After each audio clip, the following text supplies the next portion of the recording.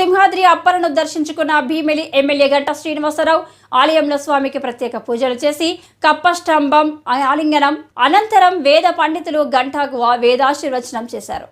గంటా మాట్లాడుతూ రాష్ట్ర ప్రజలు వైసీపీ ప్రభుత్వానికి బాగా బుద్ధి చెప్పారు. జగన్మోహన్ రెడ్డి అసెంబ్లీకి వస్తాడు అనుకోవడం లేదు అన్నారు. మేనిఫెస్టోలో పెట్టిన అంశాలతో పాటు సింహాచలం దేవస్థానం పంచగ్రామ భూముల సమస్య కూడా పరిష్కరించడానికి కృషి చేస్తాం అని అన్నారు.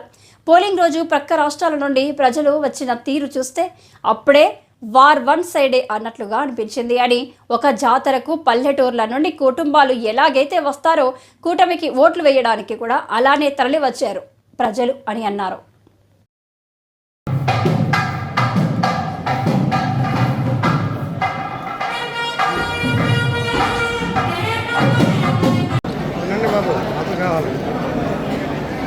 కొడుకు కెమెరా మీరు తీసుకోకపోతే ఎలాగండి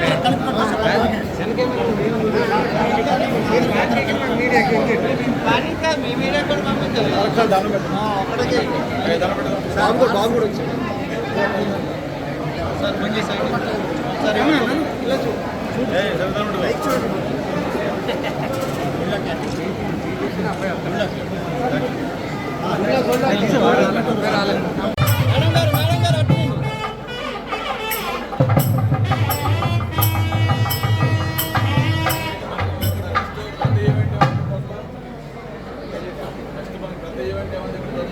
గిరి ప్రదర్శన సార్ జూలై 20.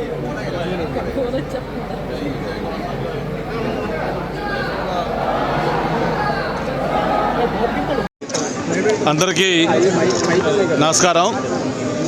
నిన్న ఫలితాలు వచ్చిన తర్వాత మన ఉత్తరాంధ్ర ఎలవేల్పు, మన అందరి కోరిన కోరికలు తీర్చే ఆపద్ బాంధవుడు శ్రీ వరాహ లక్ష్మీనరసింహస్వామి వారి యొక్క ఆశీస్సుల కోసం రావడం జరిగింది.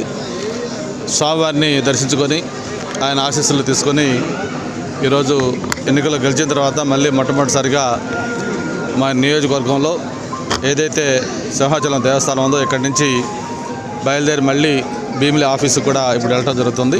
ఆ తొలి కార్యక్రమం ప్రారంభం ఈ సింహాచలం గుడి నుంచి చేసుకోవటం చాలా సంతోషం అని చెప్పి కూడా తెలియజేసుకుంటూ, మరి స్థానికంగా మనం లోకల్ మేనిఫెస్టోలో కూడా మనం అనేక అంశాలు పెట్టినప్పుడు ముఖ్యంగా సింహాచలానికి సంబంధించిన ఈ పంచగ్రామాల సమస్య అందులో ప్రముఖంగా మనం లోకల్ మేనిఫెస్టోలు పెట్టుకోవడం జరిగింది. దాంతోపాటు బీఆర్టీసీ ఇష్యూలు కొన్ని ఇష్యూస్ ఉన్నాయి. అవన్నీ కూడా తప్పకుండా ఆశీస్సులు స్వామివారి దయతోటి నేను భారీ మెజార్టీతో గెలవడమే కాకుండా మన ప్రభుత్వం కూడా ఒక సునామీ సృష్టించే విధంగా మొత్తం ఘన విజయం సాధించింది. చంద్రబాబు నాయుడు గారితో పాటు మొత్తం పోటీ చేసిన అభ్యర్థులందరూ కూడా దాదాపు వైఎస్ఆర్ పార్టీకి ఒక కని విని ఎరుగని ఒక ఘోరమైన రీతిలో మొత్తం మంత్రులందరూ కూడా ఒక్క పెద్దిరెడ్డి గారు తప్ప ఆయన కూడా ఏదో చావు తప్పి కల్లోటపోయినట్టుగా 5,000 మెజార్టీతో కలిసినట్టుగా చెప్తా ఉన్నారు. ఆయన తప్పిస్తే మొత్తం టోటల్ క్యాబినెట్ క్లీన్ బౌల్డ్.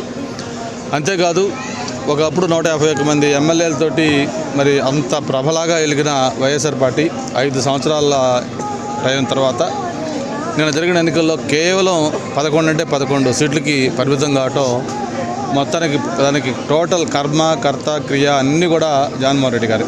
ఎందుకంటే 5 ఏళ్ళు కూడా ఆయన వ్యక్తిత్వం చూశారు, ఆయన యొక్క ప్రవర్తన చూశారు, ఆయన యొక్క పరిపాలన చూశారు. ప్రజలు విసిగి వేసారిపోయి ఎప్పుడెప్పుడు ఎన్నికలు వస్తాయా, ఈ ప్రభుత్వానికి చరంగతం పాడాలని చెప్పి ఆ కసి ఆతృత అవన్నీ కూడా ప్రజల్లో కనిపించింది.